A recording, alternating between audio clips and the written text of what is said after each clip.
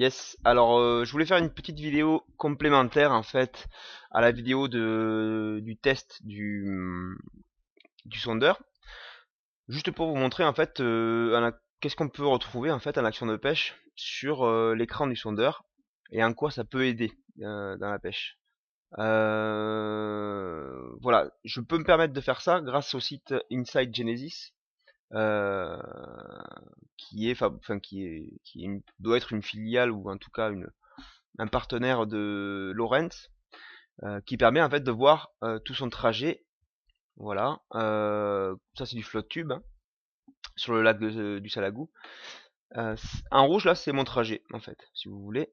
Et puis ensuite à droite ici j'ai ce qui s'affichait sur mon sondeur. Donc voilà, grâce à ça, en fait, grâce à ce site, je peux vous montrer ce que moi j'ai vu sur l'eau.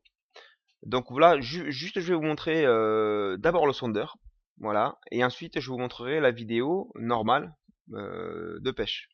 Comme ça vous permettra un peu de comprendre ce qui s'est passé et pourquoi j'ai agi comme ça. Alors, on va commencer ici, voilà, donc j'avance ici, on va s'arrêter sur le premier événement ici. Voilà, alors sur mon sondeur, je vois qu'ici, sur le fond, il y a des poissons. Alors comment je le vois? Ça faut avoir une certaine habitude, mais c'est ces espèces de petits arcs là qu'il y a. Voilà, même là c'est un poisson qui se déplace sûrement. Tout ça c'est des poissons en fait, qui sont collés au fond. Donc une fois que je vois ça, moi je me dis bah je vais aller le chercher. Donc forcément je lance mon leurre ici qui descend. Voilà, on le voit descendre en fait. C'est assez fin parce que j'étais sur un petit leurre souple en fait.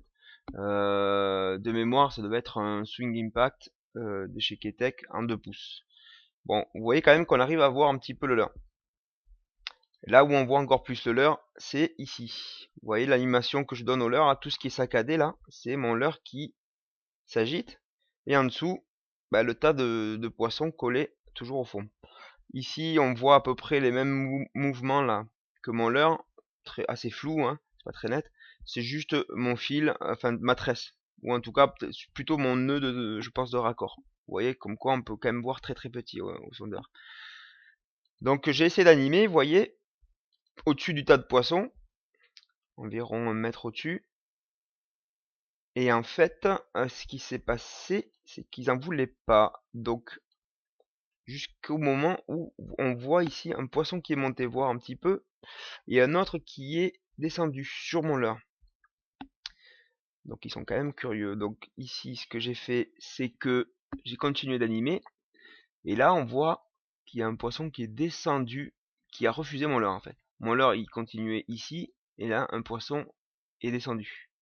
Donc moi j'ai lâché mon pick-up pour retrouver le poisson sur le fond. Voilà.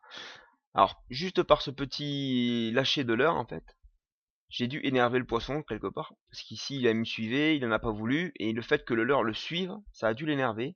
Et ici j'ai donc eu une touche.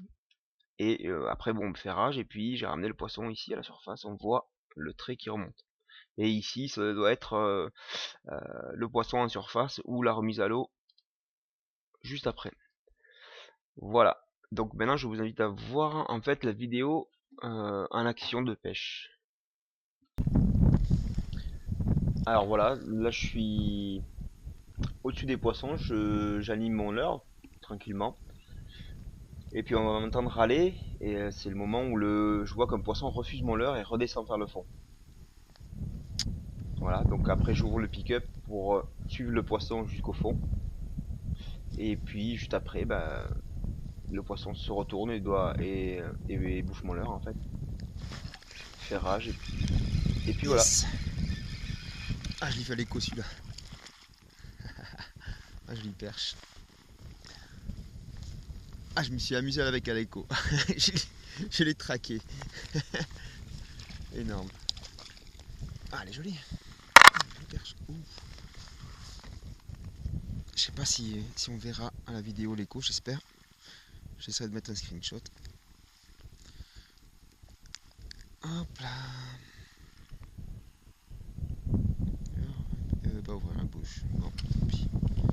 Voilà. Jolie perche de 25. Elle est costaud, hein.